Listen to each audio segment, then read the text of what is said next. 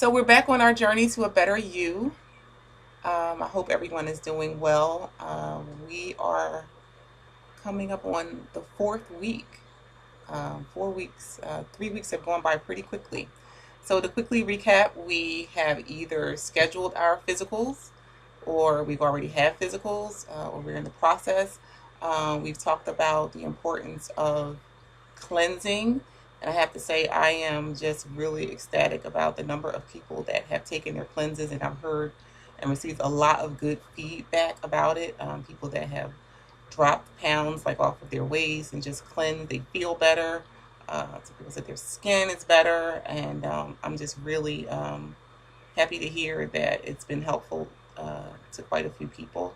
Last week, then we talked about how to get moving and just starting some sort of daily routine or weekly routine or some sort of exercise routine just to get your body going. So, this week, since we're moving now, I think it's important to talk about um, the importance of hydrating.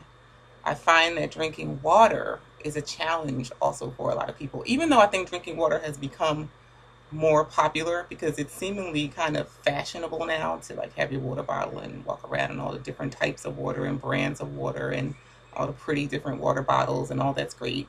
But there are some who still struggle and just don't like water. And if you're having problems with cleansing and keeping your body moving fluidly, it could be because you're not drinking enough water every day. If you're drinking soda and coffee and other beverages, they actually deplete your water and your hydration. So, with that in mind, I want to talk about water and the benefits of hydration. And there's a lot to this. There's a lot that I already knew, but then as I just began reading, I was really surprised. I learned even more.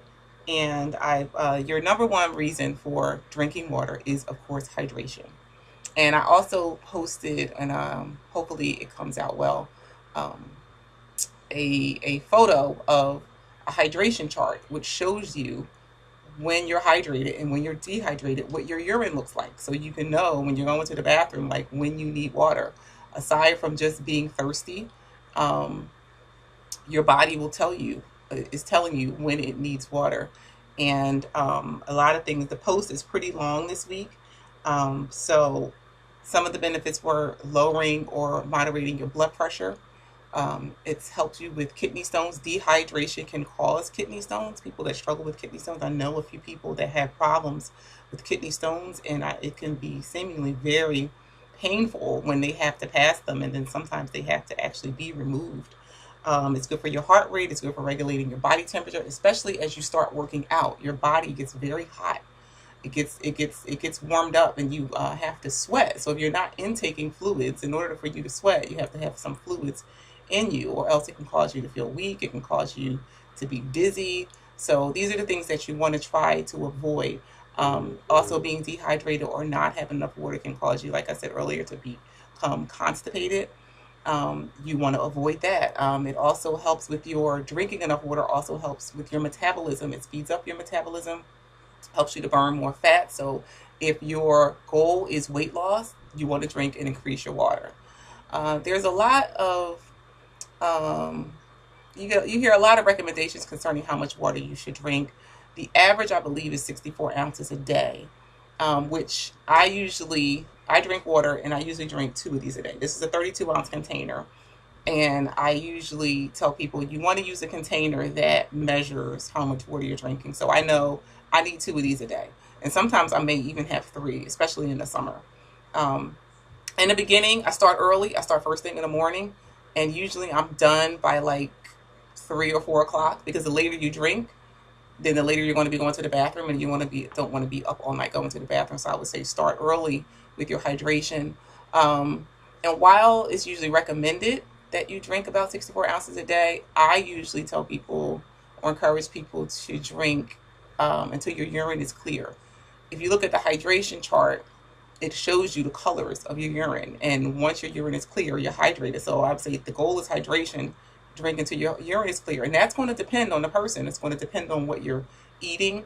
Alcohol depletes hydration. sodium. So if you're eating a lot of sodium-rich foods, not even just necessarily table salt, but like prepackaged foods, fast foods, they have a lot of preservatives in them, which have a lot of sodium. Which, if you're drinking water, but then you're eating certain foods that are just sucking up all of your water, then you're not really getting anywhere. So you have to really pay attention to what you're eating, and you may need to drink more.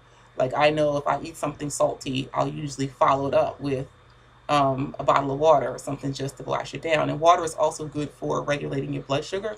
If you have problems with diabetes, if you're diabetic, or if you have a problem with sugar, you eat a sugary meal, which I know, like, I love sweets and things. I try to drink like a bottle of water just to regulate my blood. Also, if you are not a water drinker, it is very difficult. Some people just feel like water is just plain, it's so nasty, it has no taste. While pure water, I usually drink purified water. Um, while pure water is the best water for you to drink, if it's a struggle for you, I tell people to add a slice of lemon or a couple slices of lemon, and you can even add lemon and cucumber. And they are both really good for you. They're both natural detox agents. They are good for lemon. Lemon is good as a detox. It's good for your appetite. It has a lot of vitamin C. And even though lemon has some sugar in it, it's still not like drinking a soda or even juice. Cucumber, the taste of cucumber, I love the cucumber water. I drink it probably just about every day. It can be very refreshing, especially in the summer. You really should drink your water room temperature, but some people just have to have their water cold. So the cold water with the cucumber is really good. So just remember, you want to measure your water. You want to, so you know this is 32 ounces. You want to have like 64 ounces a day. And I got this like a giant, and I actually buy them for people. I actually was going to interview some of the people on my job because I have a few of them that struggle with water, and Robin is one of them. And I was going to interview her, and she's like, "I'm ready whenever you are," because she hates water and she hates drinking water.